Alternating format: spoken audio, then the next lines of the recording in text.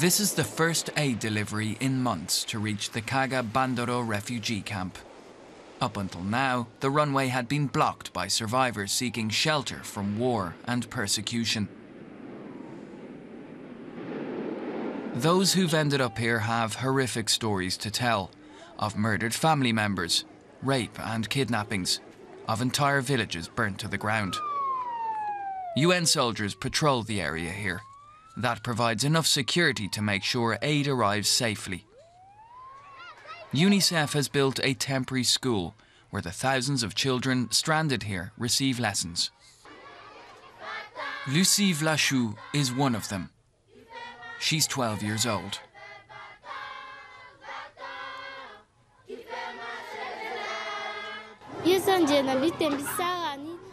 My father is dead. The Seleka killed my grandfather.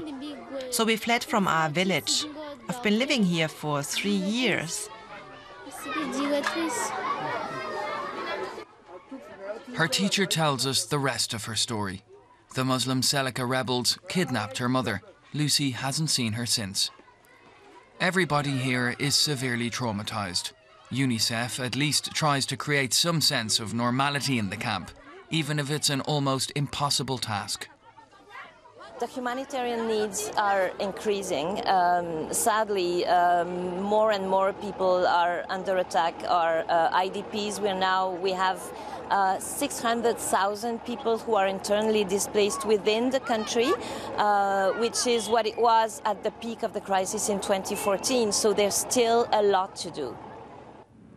The last brutal attack in Kaga Bandoro happened about a year ago. Many parts of the city have been abandoned. Those who survived are now squeezed in at the camp at the airport, along with thousands of refugees.